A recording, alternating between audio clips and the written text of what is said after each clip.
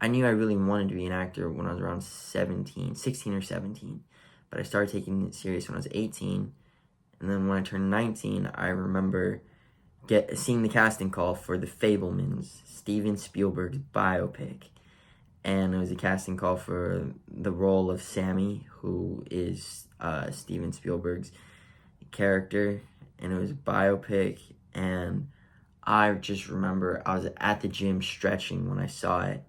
And my heart started fluttering and pounding. And it was really something that I innocently hoped for.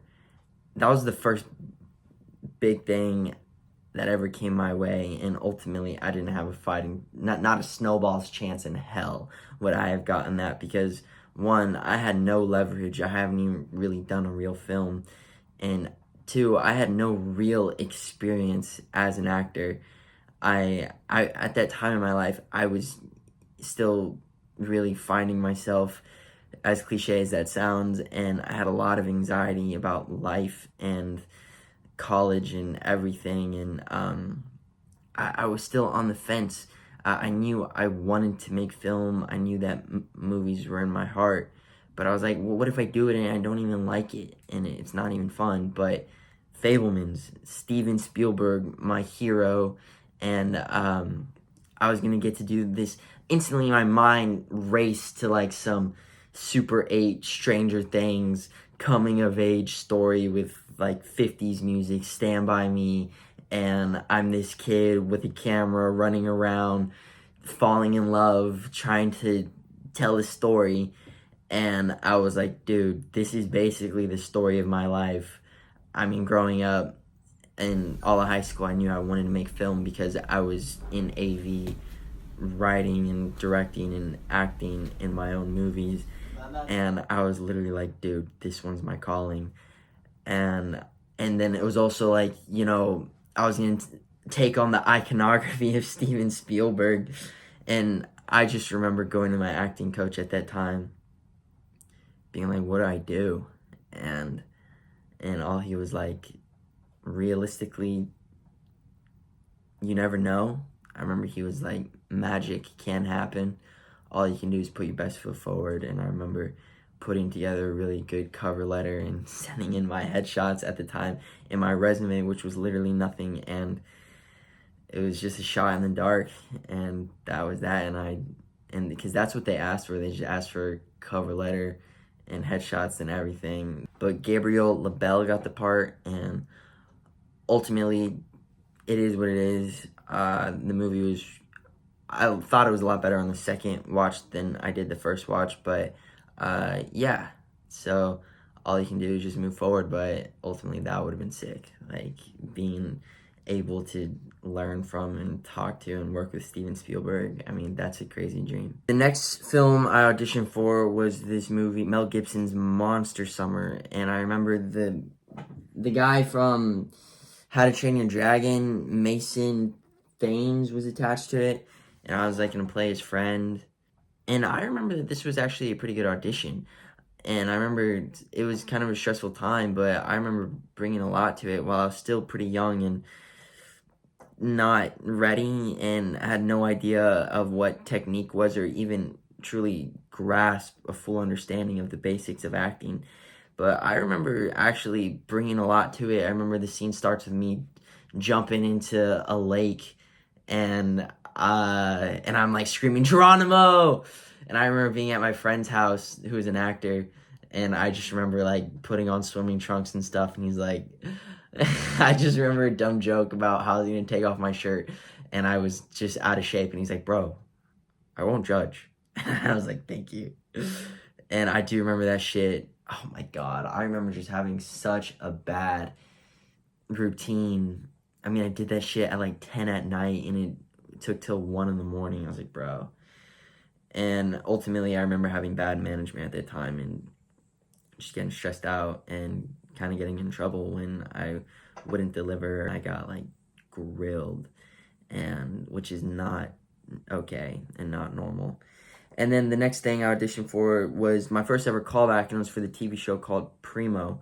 And the actor Ignacio Diaz got it. And the show actually I heard it was a pretty good show, and I thought it was perfect for it because it's about a kid in San Antonio, Texas, in his life growing up, born and raised in San Antonio, Texas. And I'm born and raised in San Antonio, Texas as well. And ironically, it was like shooting in New Mexico or something. And I remember getting a call back, and I remember my bad management at the time called me, and they're like, "Look, they like you. Let's do it again, and let's try it a little bit different, yada yada." And that I remember having a good experience on that overall, a confident experience. And I even look back at the clips. I might try and put it on here. I was so young, and I can tell what I'm doing. I'm doing a lot of, as my acting coaches used to call it, a lot of Cisco isms, but and a lot of things that I'm insinuating or implying or whatever. But in all retrospect, for where I was at the time, 19, 20, full of just anxiety and doubt and an honest belief that I might quit acting in the next year. Um, I mean, I had heart, and I tried, and I swung for the fences, and I'm proud of the work that I did. So yeah. And then the next thing I auditioned for, which honestly irks me, I utterly fumbled it, but it was a small part in this indie movie called Ick. It's not that crazy. It's not like Avengers or anything, but it stars Brandon Routh. Brandon Routh, the guy who played Superman in Superman Returns. And to make a long story short, I fumbled that one so hard. I remember I was coming home from a commercial, my first commercial I ever did, and I remember it was just a bad experience, and I was still in this state of mind where I was doubting everything. And I remember doing the commercial, thinking to myself, what if I don't even like acting? I mean, that was just pretty hard, and just was whatever. And then they called me saying that when I was driving home, they called me, and I about doing it, or doing it again, just one more take, and how they liked me, or to do a Zoom call or something. And I tried to sound cool. I was like, I'm just coming back from a commercial right now, and I don't really know if it's going to fit my schedule. And then ultimately, I think it was just lack of discipline is the reason I didn't go back and do it again. And it was just a one-liner, and they liked me, but it is what it is. And I fumbled the bag like crazy, because then I was at the movies one time, and I saw the trailer for that movie, and I was like, bro, I might as well just go jump in a lake. All right, and then the next film I auditioned for, which I really wanted, was Ari Aster's Eddington, and I was going for the part of Pedro Pascal's son, and and this actor named Matt Heideka Gomez, I'm pretty sure I'm saying his last name wrong, but he got the part. And ironically enough, I ran into him at a party on Halloween, and he was really down to earth, and he was really nice, and we talked a lot about it, and he told me his experience and everything. And I mean, it is what it is. I remember when I did the audition, I was kind of ignorant. I had just done four short films back to back, and it was a phenomenal time in my life, and I did some of the best film experiences I've ever had in my life. And I really thought to myself, I know how to act. I mean, I'm a real fucking actor here. Okay, I'm Brad Pitt. I know what I'm doing. And I look back on that audition, and I was doing so many things wrong. I was just going into the scene with something predetermined. I was sticking something dead in it, and I was still kind of taking a lot of technique advice, which I look back on, and it was just misinformation, and I could have maybe done better, but it is what it is. And yeah, and I could have done it. I know I would have been ready. The scenes, the auditions, one scene was with Pedro Pascal, and the other one was with Joaquin Phoenix, and it wasn't bad. I was just coming into the scene already with something predetermined, and I was coming at it from this place of anger and hatred instead of not really. I just didn't go. I wasn't going deep enough at that point with my technique, and I watched the movie and saw what the kid did, Matt, and I was like, all right, it is what it is. And then I ultimately met him, and it was chill. And then the next movie I auditioned for was Taika Waititi's Carla and the Sun, which comes out this October.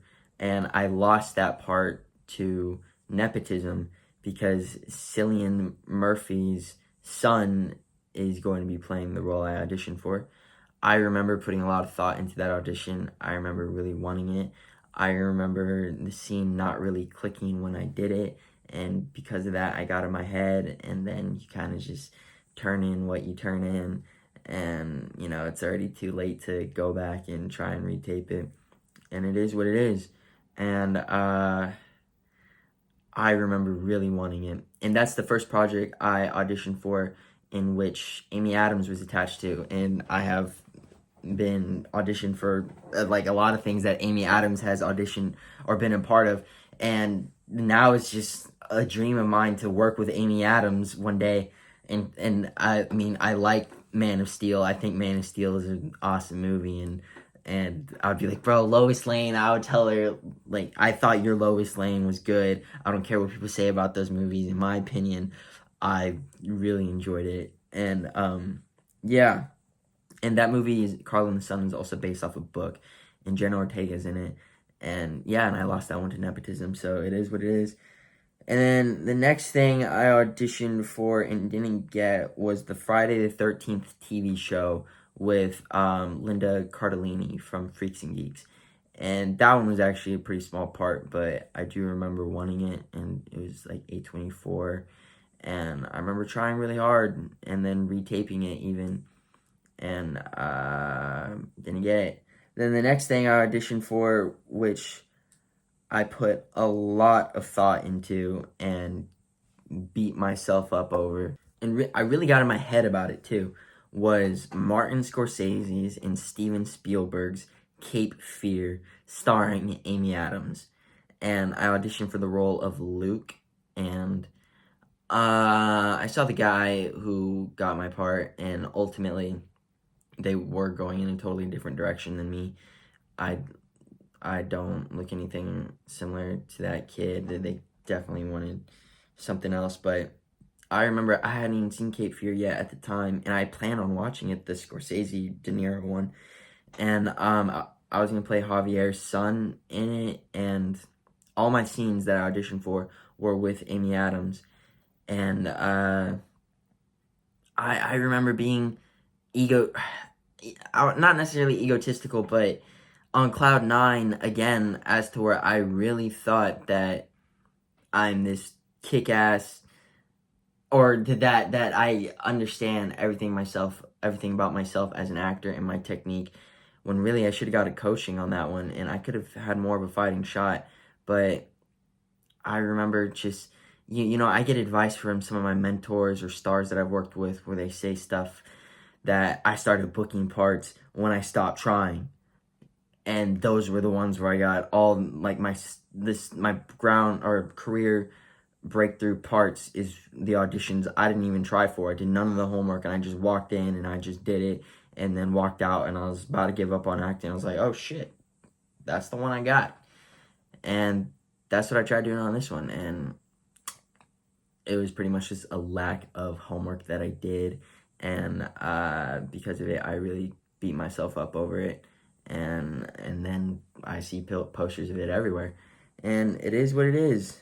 And then the next thing I auditioned for was Stranger Things: The First Shadow, which is not the show; it was the Broadway play, and I would have played Henry Creel, and I really wanted that one, and I put a lot of effort into it, and it ultimately kind of came at a bad time too, because I was in the middle of moving, and that was just a very stressful time, but I put a lot of work into it, and I pushed myself really hard. And I remember going into the whole Henry Creel thing is Anakin Skywalker. That was the whole way I was looking at it, and it was his origin story, and and he started off as a really good character, and he ultimately becomes Vecna, which was, to me, uh, Anakin, and I remember getting so excited over it. And I remember reading the play, because he sent me the whole play. I remember reading the play on Sunset Boulevard in some coffee shop, which sounds cool, but really just kind of stressful, because I should have just been at home studying. And yeah, I remember I always wanted to be part of Stranger Things. Stranger Things season 3 came out when I really wanted to become an actor when I was 17, and I was putting a lot of time into acting, and I was auditioning for all the school plays at that time. So yeah, it was a dream of mine to be in Stranger Things, and I couldn't really be in the show because the show was ending, and I'm pretty sure the 5th season was already coming out around that time when I got the audition, and I was really hopeful about it, and I heard rumors that they were going to adapt this into a prequel show, and I put a lot of time into it, and my manager said it was really good, and it is what it is, and I submitted it and never heard back. And yeah, so that's all that I've auditioned for right now. There are a lot of other things that I have auditioned for, a lot of A24 and Netflix things that I have. Some of them were, it hurts. It's like twist the blade, because it's as if the parts were written for me. They were films that in shows that I dream of, and they just haven't come out yet. So I'll make a part 2 in time, but yeah, those are all the roles I've auditioned for now. If you've watched this far in the video, thanks. You're a true fan, and hopefully when my acting career is everything I've dreamed of, these videos will blow up, and hopefully by then I'll have worked with Steven Spielberg and Amy Adams. Thanks for watching, guys.